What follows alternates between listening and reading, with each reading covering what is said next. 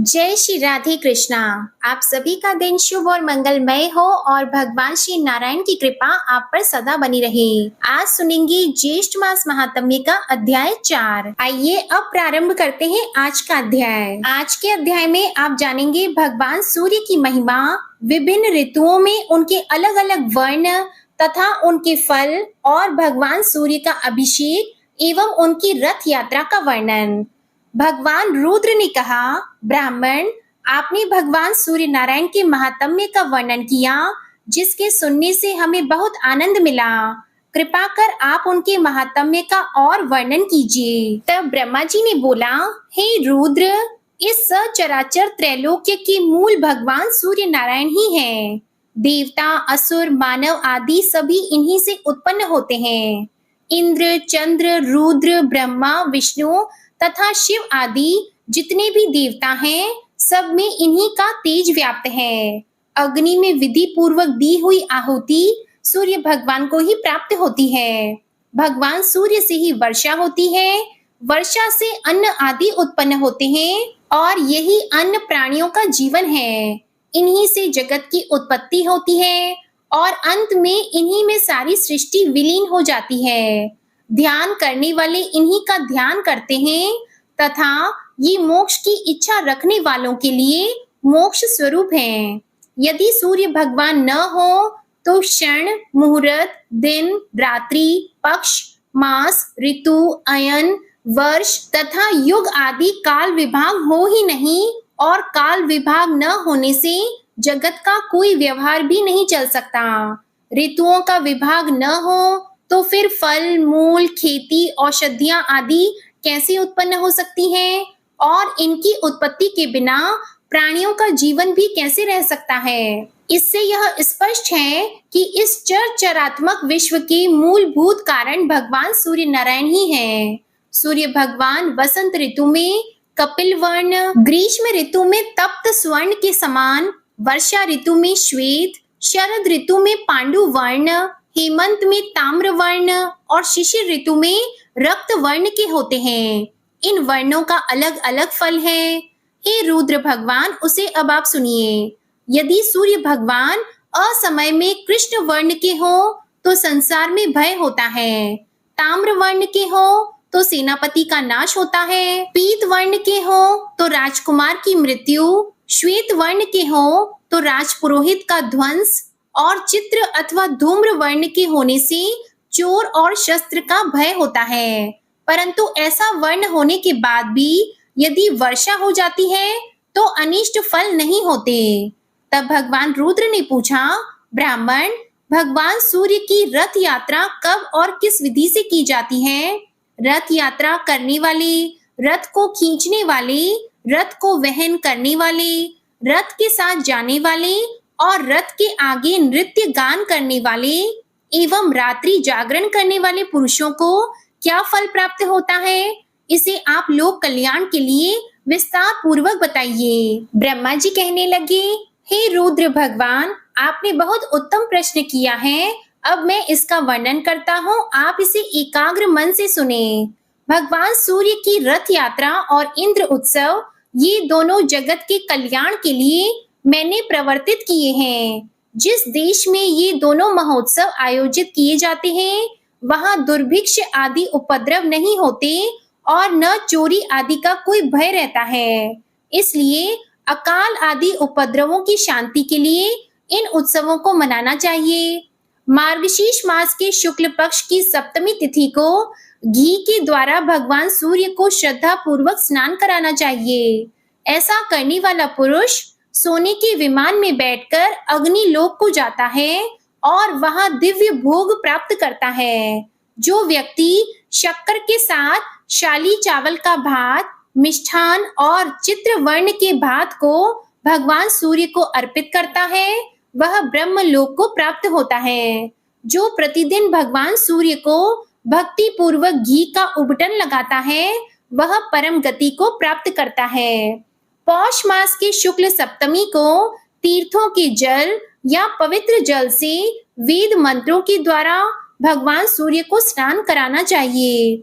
सूर्य भगवान के अभिषेक के समय प्रयाग, पुष्कर, कुरुक्षेत्र, नैमिष, पृथुदक, शोण, गोकर्ण, ब्रह्मावर्त, कुशावर्त, बिल्वक, नील पर्वत, गंगा द्वार, गंगा सागर, काल प्रिय, मित्रवन, भांडीर वन, चक्र तीर्थ, राम तीर्थ, गंगा, यमुना, सरस्वती, सिंधु, चंद्रभागा, नर्मदा, वेत्रवती, शिवा, पयोष्णी, कृष्णा, वेणिया, पुष्करणी, कौशिकी तथा सरयू आदि सभी तीर्थों, नदियों और समुद्रों का स्मरण करना चाहिए।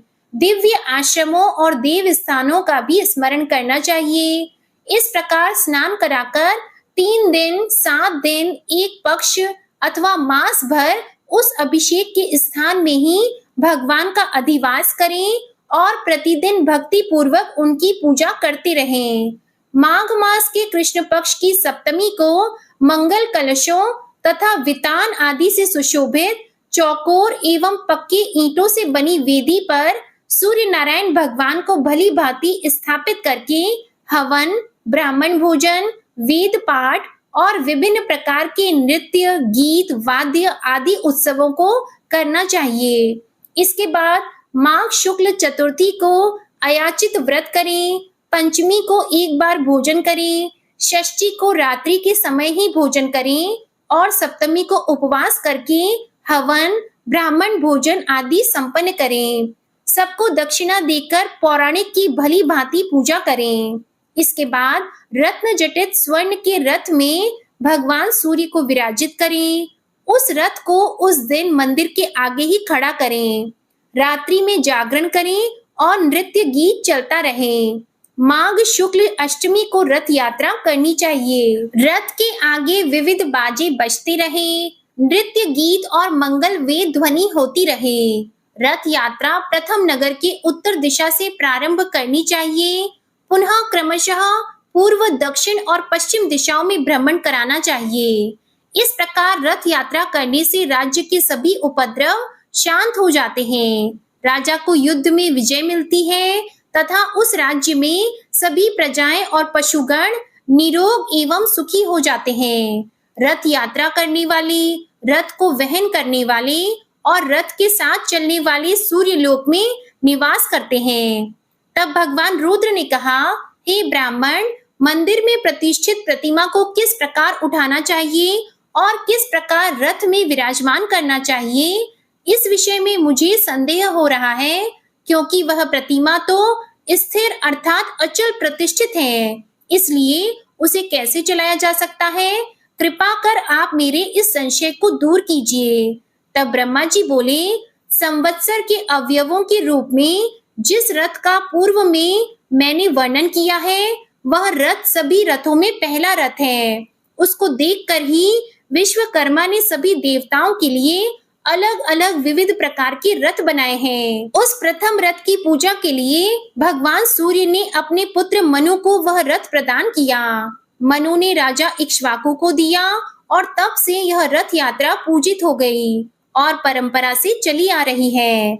इसलिए सूर्य भगवान की रथ यात्रा का उत्सव मनाना चाहिए। भगवान सूर्य तो सदा आकाश में भ्रमण करते रहते हैं, इसलिए उनकी प्रतिमा को चलाने में कोई भी दोष नहीं है। भगवान सूर्य के भ्रमण करते हुए उनका रथ एवं मंडल दिखाई नहीं पड़ता, इसलिए मनुष्यों ने रथ यात्रा के द्वारा ही उनके रथ एवं मंडल का दर्शन किया है।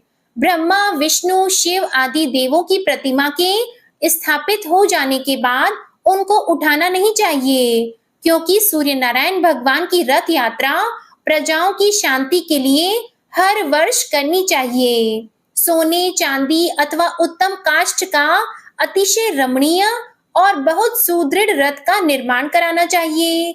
उसके बीच में भगवान सूर्य की प्रतिमा को स्थापित करके उत्तम लक्षणों से युक्त अतिशय सुशील हरित वर्ण के घोड़ों को रथ में नियोजित करना चाहिए। उन घोड़ों को केसर से रंगकर अनेक आभूषणों, पुष्पमालाओं और चंवर आदि से सजाना चाहिए। रथ के लिए अर्घ प्रदान करें।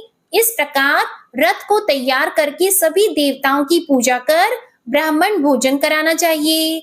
दक्षिणा देकर दीन, अंधे, उपेक्षितों तथा अनाथों को भोजन आदि से संतुष्ट कराना चाहिए।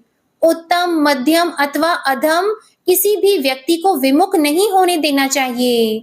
रथ यात्रा स्वरूप इस सूर्य महायाग में भूख से पीड़ित, बिना भोजन किए यदि कोई व्यक्ति भग्र आशा वाला होकर लौट जाता है तो इस दुष्कृत्य से उसके स्वर्गस्थ पितरों का अधःपतन अर्थात नाश हो जाता है। इसलिए सूर्य भगवान के इस यज्ञ में भोजन और दक्षिणा से सबको संतुष्ट करना चाहिए, क्योंकि बिना दक्षिणा के यज्ञ प्रशस्त नहीं होता।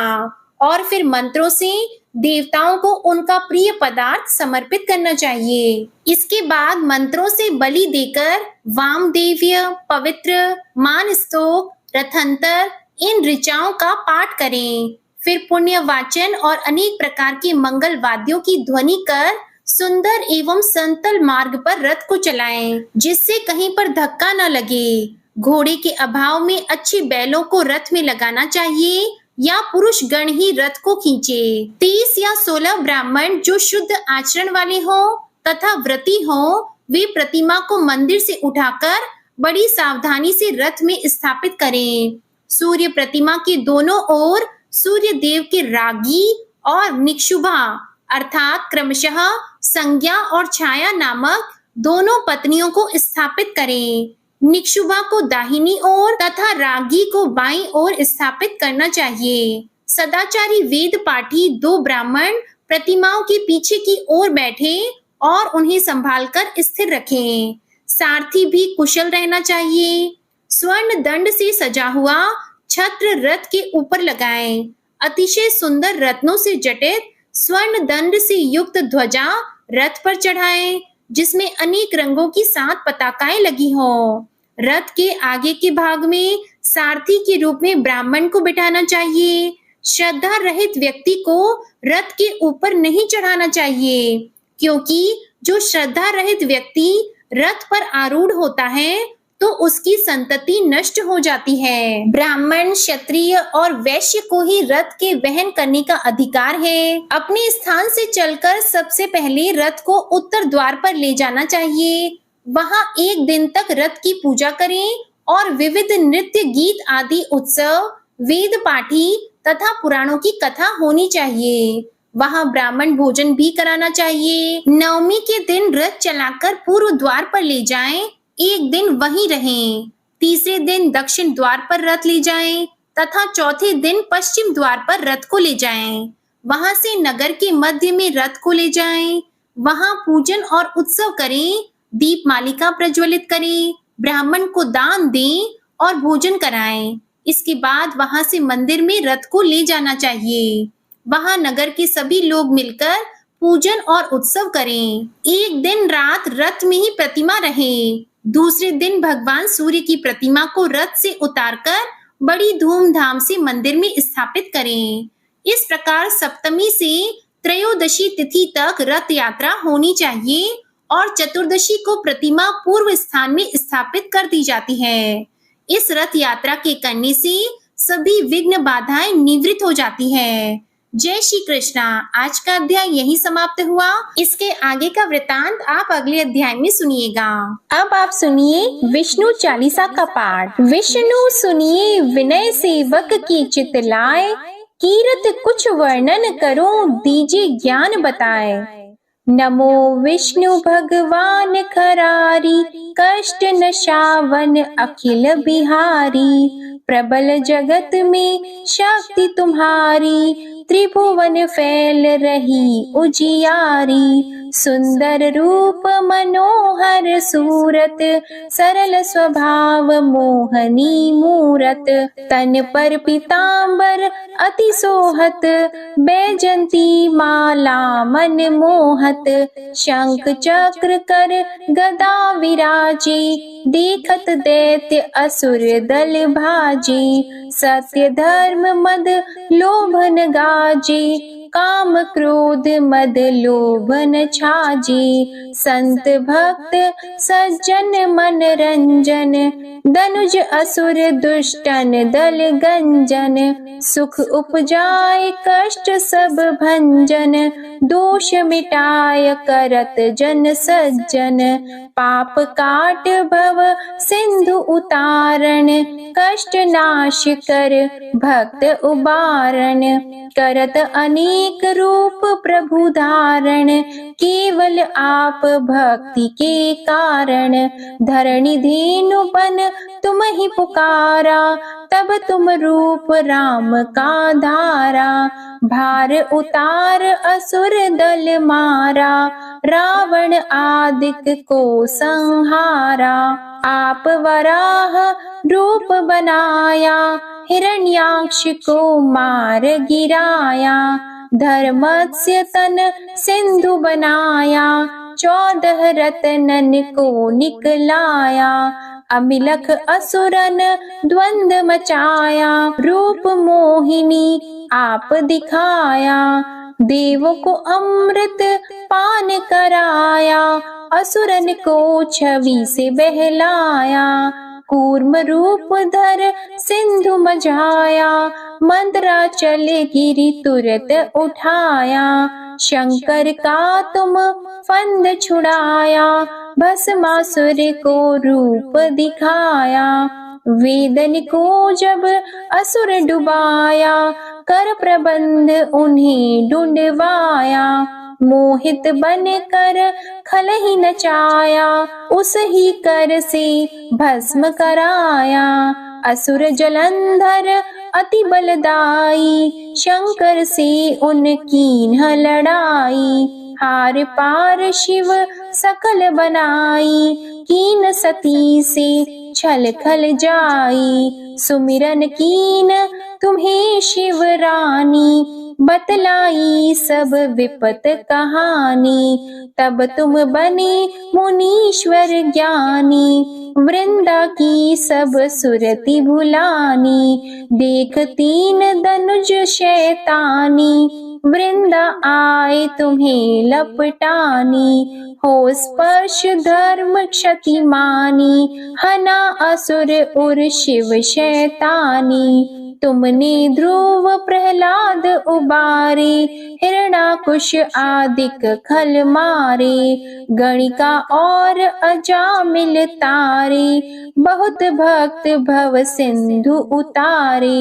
हरहु सकल संताप हमारे, कृपा करहु हरि सिरजनहारे। देखहु मैं निज दर्श तुम्हारे, दीप बंधु भक्तन हितकारी। चाहता आपका सेवक दर्शन, करहु दया अपनी मधुसूदन।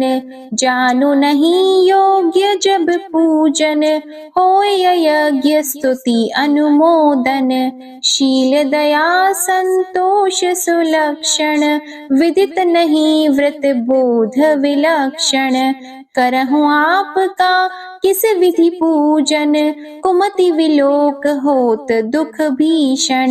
करहु प्रणाम कौन विधि सुमिरन, कौन भांति मैं करहु समर्पण। सुर मुनि करत सदा सेवकाई, हर्षित रहत परम गति पाई। दीन दुखिन पर सदा सहाई, निज जन जान लेव अपनाई। पाप दोष संताप नशाओ, भव बंधन से मुक्त कराओ। सुत संपत्ति दे सुख उपजाओ, निज चरणन का दास बनाओ। निगम सदा ये विनय सुनावे, पढ़े सुने सो जन सुख पावे। श्री विष्णु चालीसा समाप्त होती है। प्रेम से बोलिए भगवान विष्णु और माता लक्ष्मी की जय। आपको आज की कथा पसंद आए तो वीडियो को लाइक करिएगा, शेयर करिएगा, कमेंट में भगवान श्री सूर्य नारायण की जय लिखिएगा और चैनल को भी सब्सक्राइब करिएगा। इसी के साथ आज आप हमारे चैनल पर संकष्टी चतुर्थी की व्रत कथा, चौथ माता की कथा और संतोषी माता की व्रत कथा भी जरूर सुनिएगा। प्रेम से बोलिए श्री सूर्य नारायण भगवान की जय।